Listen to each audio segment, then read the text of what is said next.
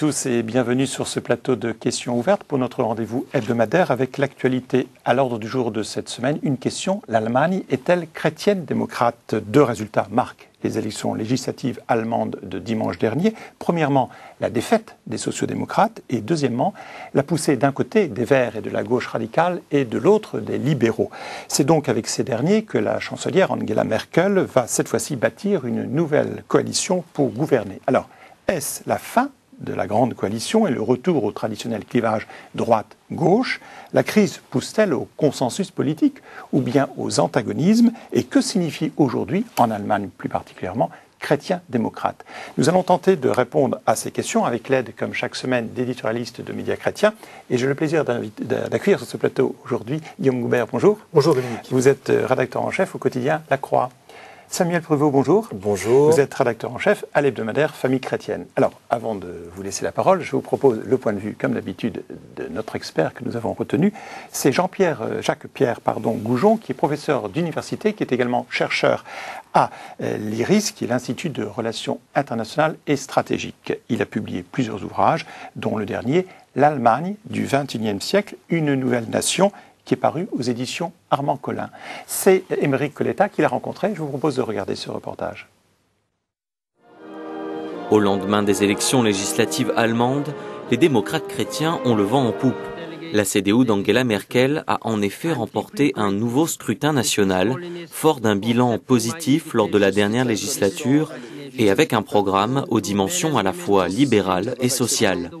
Son parti s'est ouvert à des questions comme par exemple la politique familiale. Pensons au congé parental. Même chose au sujet de la politique éducative, où elle a créé, décidé de créer, jusqu'en 2013, tout un réseau de crèches pour accueillir la petite enfance. Et jusqu'alors, la CDU, idéologiquement, considérait que la politique de la petite enfance était une affaire privée. Et puis, elle a voulu aussi donner un visage social à l'Union chrétienne-démocrate. Elle est même revenue, ça peut paraître contradictoire, mais c'est quand même intéressant politiquement, elle est revenue sur une partie des réformes faites par son prédécesseur social-démocrate en termes d'État-providence. Je pense précisément à l'allocation chômage. Donc à chaque fois sur des sujets comme ça extrêmement sensibles, à la limite du politique et de la conception religieuse finalement, elle a été jusqu'au bord de la rupture avec son parti pour incarner une union chrétienne-démocrate moderne. Et ce programme très moderne a forcément permis d'élargir la clientèle du parti au-delà de son électorat traditionnel. On voit bien que si elle a perdu quelques électeurs libéraux, elle a beaucoup gagné sur, par exemple, des électeurs verts, donc on appelle ça un électorat plutôt urbain, diplômé, n'est-ce pas, qui s'est dit, une CDU moderne, pourquoi pas, ça incarne un renouveau intellectuel, idéologique, etc. D'un autre côté, l'attachement aux valeurs chrétiennes pour les électeurs et pour les politiques peut être nuancé, car si l'appellation chrétien-démocrate reste identique en Allemagne, et ce depuis plus de 50 ans, les idées défendues ont parfois, elles, évolué. Avec le temps, comme disent les Allemands eux-mêmes, le C de chrétien a un petit peu été mis, non pas sur la touche, mais en tout cas au second plan. D'ailleurs, ça a posé un problème, notamment à l'égard de la CSU, qui a considéré que dans l'appellation, il y avait chrétien. Et donc, il fallait affirmer aussi des valeurs religieuses. Madame Merkel est beaucoup plus prudente là-dessus. Elle reconnaît donc qu'elle est protestante, elle pratique, elle est etc. Mais elle considère que c'est du domaine de la vie privée. Donc, je pense qu'elle a beaucoup plus de problèmes que ses prédécesseurs. Je pense par exemple à Helmut Kohl, par rapport à ce C de chrétien. Mais elle estime que, par exemple, par la politique sociale qu'elle conduit, elle donne une touche chrétienne à tout ce qu'elle entreprend.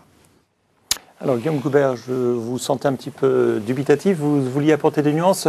C'est sur quoi? C'est sur la vision que notre expert avait des raisons de la victoire d'Angela Merkel, ou plutôt sur sa définition du chrétien-démocrate? Non, simplement, moi, ce qui me frappe dans le résultat de ces élections en Allemagne, c'est que les deux grands partis populaires, de centre-gauche et de centre-droit, c'est-à-dire d'un côté les sociodémocrates, de l'autre côté les chrétiens-démocrates, se sont tous les deux affaiblis lors de cette élection. Il faut peut-être rappeler les chiffres, en effet, vous avez raison, parce qu'on parle beaucoup de la victoire d'Angela Merkel, mais le pourcentage de voix attribuées à la CDU ou CSU, c'est de 33,8 au lieu de 35,2 au précédent scrutin. En effet, même résultat, on le sait, mais qui était plus évident, de la baisse du SPD côté sociodémocrate.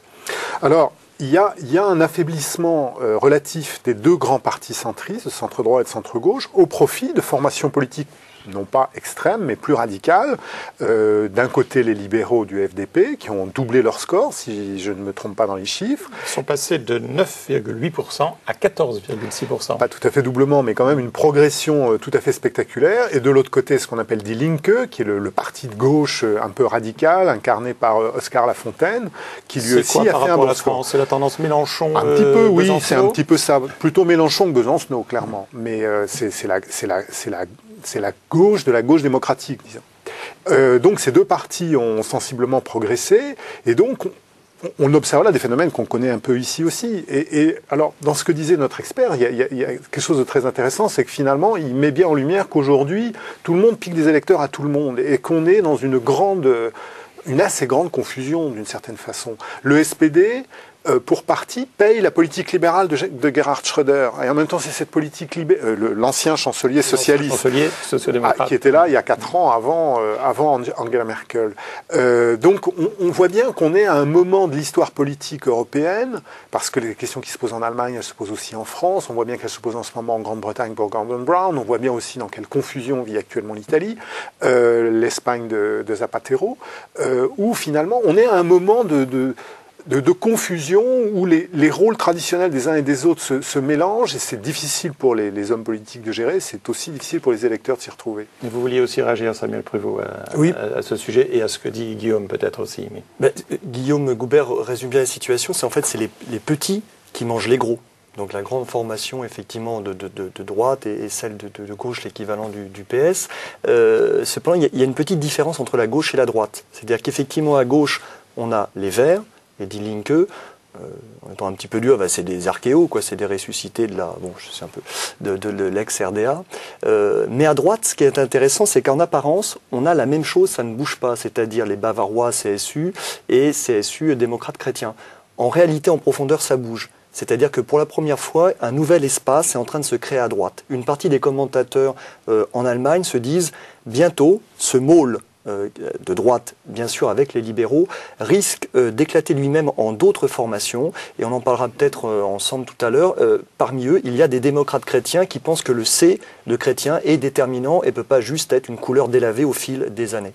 Oui, alors peut-être pour clarifier ce paysage que vous décrivez comme un petit peu, en effet, confus, il y a bel et bien quand même la victoire d'Angela Merkel dans la mesure où elle sera reconduite au poste de chancelière, mais la grosse différence est en effet qu'elle ne fera plus alliance gauche-droite, cette fameuse grande coalition qu'on a toujours regardée de manière un peu fascinée du côté de la France, en disant on pouvait peut-être rêver à une grande coalition, Martine Aubry, Ségolène Royal et Nicolas Sarkozy. Est-ce que vous pensez qu'aujourd'hui, c'est l'auberge espagnole, définitivement, on fait une croix en Allemagne sur la grande coalition qui ne sera plus un rêve, ou en tout cas un projet possible pour la France? La grande coalition, chez nous, ça s'appelle la cohabitation. Hein.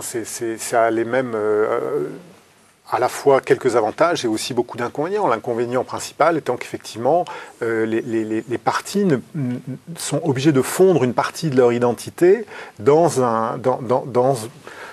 quelque chose de plus général, alors on peut dire que c'est au service du bien commun, mais en même temps, les électeurs, ils ont besoin de pouvoir se déterminer par rapport à des choix clairs. Et le SPD sort un peu lessivé de cette forme de cohabitation à l'allemande. Alors, Angela Merkel, elle, visiblement, elle en a tiré un bénéfice personnel, parce qu'elle sait incarner, elle a su incarner avec beaucoup de talent, une forme d'unité nationale. C'est elle qui est la raison première du succès de sa formation? C'est-à-dire que les votes sont faits sur sa personnalité? Je pense qu'il y a 2 facteurs. Il y a le facteur Merkel, qui est très très fort et très spectaculaire. Puis je trouve que c'est assez réjouissant de voir une femme à la tête d'un grand pays qui réussit aussi bien. Et d'autre part, non, il y a quand même le facteur libéral. Et ça pose des questions. Le fait qu'un parti qui est assez libéral, même très libéral dans son approche de l'économie, si peu de temps après la grande catastrophe financière de l'an dernier, retrouve autant d'audience. Alors, il y a quelque chose d'intéressant, c'est sans doute que les électeurs allemands se disent, bon, la situation n'est pas si grave, et donc on peut se permettre de repartir dans des politiques très libérales qui sont un peu celles qui nous ont amenés dans les difficultés il y a un an. Donc ça, c'est une espèce de facteur de confiance sur la conjoncture économique qui mérite d'être noté.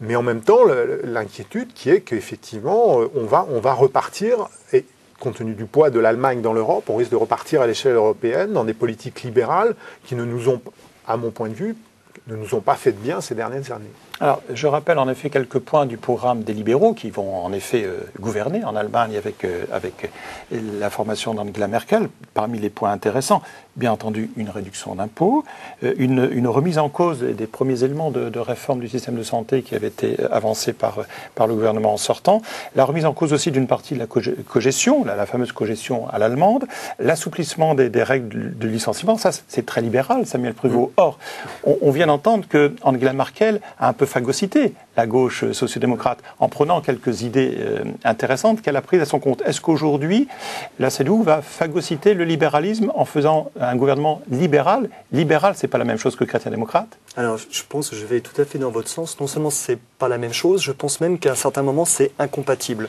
En gros, toutes les formations, depuis Die Linke jusqu'à nos chers Bavarois, CSU. Alors, bien sûr, il y a, du point de vue économique, il y a des libéraux. FDP, donc qui a doublé quasiment son score, et dont le leader, je ne veux pas faire l'inquisition de pointer du doigt, mais c'est lui-même qui y accorde une grande importance, et un des premiers grands leaders européens qui a fait, jadis, il y a déjà plusieurs mois, plusieurs années, son coming out. Il est homosexuel déclaré. Pour lui, cette façon de vivre et d'être est un élément important. Donc ça tout le monde a un rapport avec le point économique? Exactement, parce que le FDP est libéral du point de vue économique. Mais le libéralisme du point de vue des mœurs touche et est revendiqué par tous les partis. Je vous donne un exemple très récent qui secoue l'Allemagne en ce moment, où on parle, à l'automne 2009. C'est la CSU bavaroise. Que se passe-t-il? On a donc un leader qui, lui, assume le C de chrétien, mais qui est empêtré dans une histoire de mœurs. Je résume de manière très compacte. En gros, cet homme est marié, ce qui en soi n'est pas un péché. Il a une maîtresse, ça peut arriver à tout le monde, mais de cette maîtresse, il vient d'avoir un enfant, donc ça fait toute une histoire en Allemagne.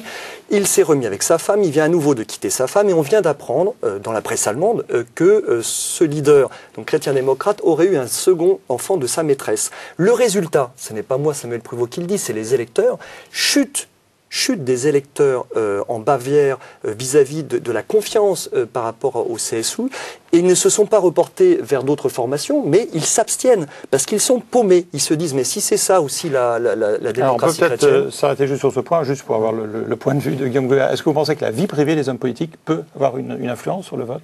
Ce que je voudrais dire sur ce point, c'est que le libéralisme économique est généralement corrélé avec une approche libérale en termes de mœurs, de plus en plus. C'est d'ailleurs une des raisons pour lesquelles j'ai beaucoup de mal à comprendre le soutien, grosso modo, que l'Église catholique apporte à Silvio Berlusconi en Italie, qui incarne cette forme de libéralisme en termes de mœurs et qui ne correspond, à mes yeux, pas très bien à l'enseignement de l'Église. Je me souviens, il y a quelques années, discutant avec un homme politique italien de gauche, disait en rigolant, je comprends pas, nous, à gauche, on est tous mariés, fidèles à notre... Enfin, des mariages qui durent, en tout cas, et les leaders de droite sont tous divorcés, c'est cela que soutient l'Église. Alors, avec Prodi, avec Romano Prodi, par exemple. Dans le prolongement, Romano Prodi, en effet, un grand chrétien, catholique, de gauche, italien. Alors, dans le prolongement, je reviens sur cette notion de chrétien-démocrate. Notre expert disait, bon, le qualificatif chrétien, un petit peu, non pas disparu, mais a un peu été mis sous le boisseau. Alors, à votre avis, Samuel Pruvot, est-ce que ça veut dire encore quelque chose qu'il y ait ce qualificatif de chrétien dans la plus grande formation politique allemande? Alors, c'est vrai, enfin, je reviendrai sur les propos de l'expert quand il dit qu'au fil des années, ce C est un peu beaucoup délavé. Il a raison. Cependant, la nouvelle configuration aujourd'hui va profiter, à mon avis, à ceux qui ont envie que ce C soit un C en lettres majuscules. Pourquoi? Parce que la présence de ces libéraux, notamment avec leur programme, du point de vue non pas économique seulement, même si c'est vrai, mais du point de vue des mœurs, avec des revendications qui ne sont pas tellement compatibles avec le patrimoine génétique chrétien, par exemple le mariage homosexuel, l'adoption pour des couples homosexuels, il y a deux solutions. Soit ça va se chamailler, se friter entre les chrétiens qui estiment que c'est très important donc à CDU et CSU, soit ça va générer une autre formation donc à droite. En gros, il y a 30% de catholiques, 30% de protestants. Et ce qui donc est en train d'apparaître, si jamais il y a... Dans la CDU, c'est Non, pardonnez-moi, au niveau de l'électorat. Hein. Donc, et les catholiques, j'allais dire, pratiquants et qui estiment que certaines questions sont déterminantes sur le champ politique, en gros, ça fait 5%. Il y a 5% de l'électorat qui, sur certaines questions de mœurs, ne transigeront pas. Donc, en fait, pour Angela Merkel, il y a l'économie, mais il y a aussi les questions de société. Elle a le choix. Soit elle estime que ces 5% ne sont pas importants et elle les laisse filer et créer une autre formation à droite, qui ne sera pas d'extrême droite ni néo-nazie, mais qui sera chrétienne, soit elle prend le risque, ce qui est délicat, parce qu'en fait c'est la bonne maman, Angela Merkel, elle a beaucoup de talent, mais c'est aussi parce qu'elle est surnommée maman d'ailleurs. Voilà, Mouti. Donc soit la Mouti prend le risque, ce qui n'est pas facile dans une famille, de laisser certains de ses enfants ou de ses fils se chamailler. Guillaume Goubert, on sait qu'Angela Merkel est la fille d'un pasteur protestant.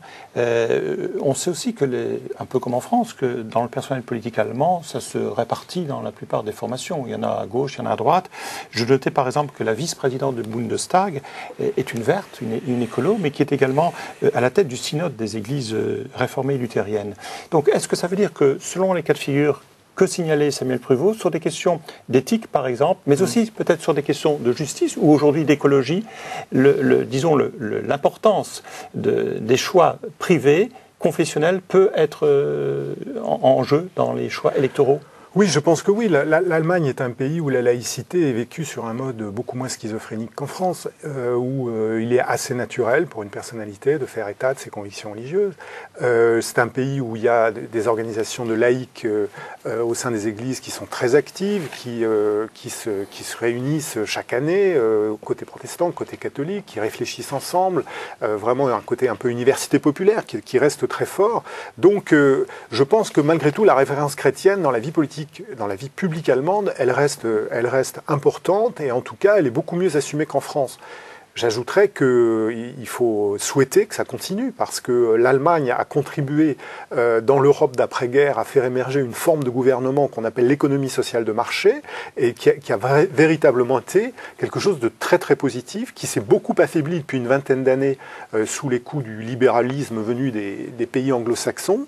Et il est vraiment souhaitable que cette forme, je dirais, de mise en œuvre pratique de ce qu'on appelle la doctrine sociale chrétienne ou de la pensée sociale chrétienne, parce qu'elle est pas, les protestants n'aiment pas beaucoup employer le mot doctrine, ils préfèrent parler de pensée ou de sagesse. Donc, je veux dire, c'est pas une affaire catholique en l'occurrence, mais une certaine conception que les chrétiens peuvent avoir de la vie économique et de la vie publique, de la vie sociale. Ils ont réussi à la traduire dans les faits pendant longtemps. Il est vraiment souhaitable que ce courant-là garde sa force parce que l'Europe en a besoin. Alors, dans la dernière partie de cette émission, Samuel Pruvot, je voudrais qu'on fasse quand même un lien avec le voyage de Benoît XVI en République tchèque, puisque je sais que vous l'avez suivi, vous avez même participé à ce voyage. Alors, ça me fait penser à l'une des formules utilisées par le pape en République tchèque quand il dit que l'Europe est plus qu'un continent, c'est une maison. Alors, la maison, ça reste une maison aux racines chrétiennes, l'Europe, par exemple en Allemagne, ou pas, Samuel Pruvot? Tout à fait. Et ce qui est étonnant, c'est que le message de Benoît XVI aux Tchèques s'applique parfaitement à l'Allemagne, et en particulier à l'ex-RDA. Notamment quand le pape disait il y a quelques jours aux Tchèques « Vous êtes libres ?» Ah oui, oui. Et ça fait 20 ans qu'il y a eu la révolution de velours, ça sera en décembre prochain. Ah oui, oui. Vous êtes heureux d'être libre? Oui. C'est donc formidable, la liberté, c'est précieux. Mais oui, mais oui. Et vous êtes libre pour quoi faire? Ah bah, et 20 ans après, c'est vrai que, et c'est normal, il y a une interrogation de cette société tchèque qui est en métamorphose, en transformation, et on pourrait dire la même chose 20 ans après la chute du mur de Berlin. Formidable cette chute du mur de Berlin. Est-ce que nous sommes, nous Européens, dans cette maison européenne, vraiment fiers de ce que nous avons pu contribuer à apporter à nos frères d'ex-RDA? Je pense sans doute que oui, mais on leur a aussi apporté pas mal de virus. Et je rejoindrai Guillaume Goubert en disant l'Église catholique a une formidable carte à jouer, non pas du tout pour gouverner, mais comme laboratoire d'idées. Je donnerai un dernier fait en Allemagne qui, moi, me semble un signe des temps. D'où l'électorat catholique jeune vote pour qui? Il vote pour les Verts. Pourquoi? Parce que les Verts, il y a un idéal, un souffle qui passe, et dans cette coalition de Mouti, certes très sympathique comme grand-mère, mais le souffle n'y est pas. Alors, la liberté, c'est pas le libéralisme, c'est ça aussi, Guillaume Goubert en Europe? Aux yeux notamment de Benoît XVI, aux yeux de Benoît XVI, c'est clair, je pense. Mais effectivement, le problème, c'est que la liberté ne soit pas une fin en soi et qu'elle ait un but, qu'elle soit ordonnée à quelque chose. Et là-dessus, Benoît XVI a délivré en République tchèque un message très beau qui est effectivement, comme dit Samuel, de dire à l'Europe, mais que fais-tu de ta liberté? La difficulté, il faut bien le reconnaître, c'est que Pour Benoît XVI, aussitôt, il dit bien que la liberté doit être ordonnée à la vérité, et il affirme que la vérité est du côté du catholicisme. Donc c'est pas forcément facile ensuite de rentrer dans les travaux pratiques, mais il faut quand même s'y employer. Et je pense que Benoît XVI rend finalement un grand service à la collectivité européenne en lui rappelant qu'elle a toute une histoire, tout un passé dont il faut qu'elle soit consciente pour essayer d'en faire quelque chose de fructueux aujourd'hui. Et que ça passe certainement par une prise de conscience des racines chrétiennes de l'Europe, quitte à s'en émanciper d'une certaine façon. La question n'est pas là, mais il ne faut pas nier ce passé. Or, on est dans une situation en Europe où aujourd'hui, on ne regarde pas suffisamment, on ne prend pas suffisamment en compte ce passé. Alors, nous aurons l'occasion de revenir sur ces questions de l'Europe, de l'Allemagne, naturellement, au cours de prochaines émissions. Je vous propose de passer à notre rubrique Contrepoint.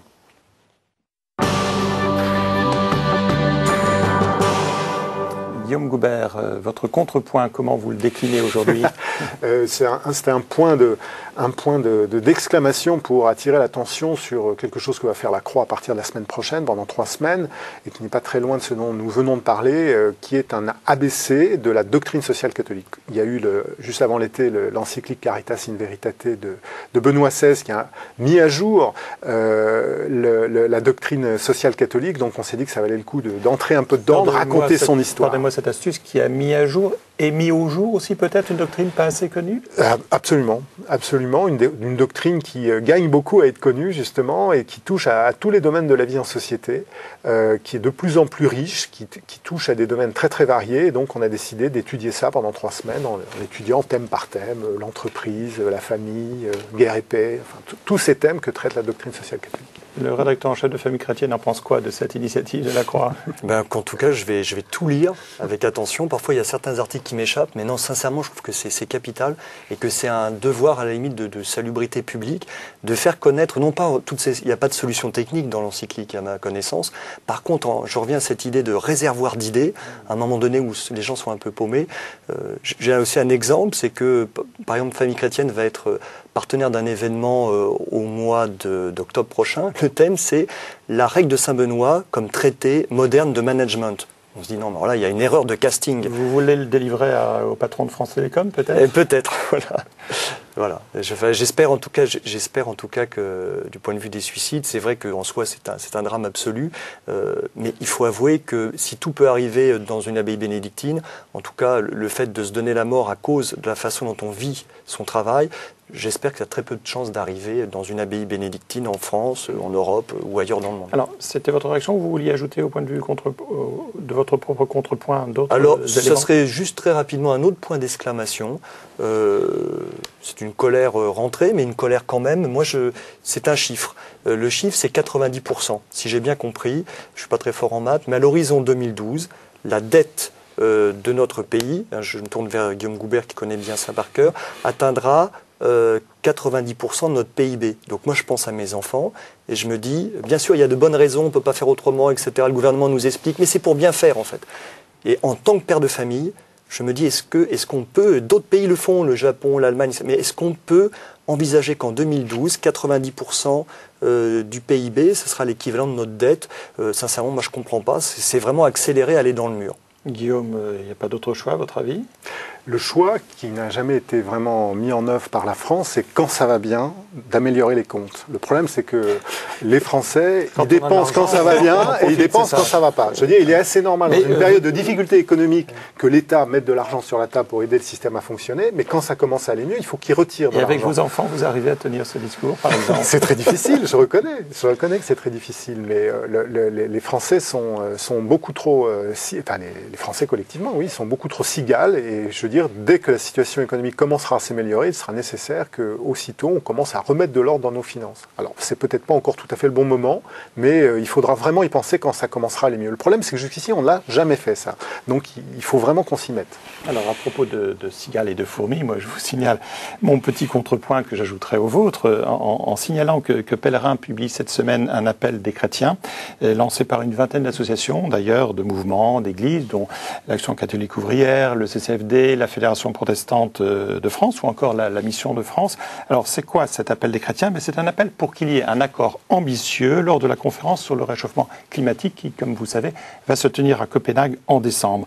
Je cite cet appel. Nous, chrétiens, demandons aux responsables politiques et français et européens de conclure à Copenhague un accord qui permette de limiter le réchauffement à 2%, le seuil au-delà duquel on sait l'adaptation des écosystèmes et donc de nos sociétés sera gravement compromise. Donc on voit que les chrétiens aussi se veulent écolos. Voilà, cette émission s'achève. Il me reste à vous remercier, Samuel et Guillaume, d'avoir participé à cette émission. Alors, vous pouvez bien entendu revoir notre émission sur notre site www.ktotv.com, mais aussi réagir à cette émission. Pour ma part, je vous souhaite un très bon week-end et je vous donne rendez-vous à la semaine prochaine. Très bon dimanche.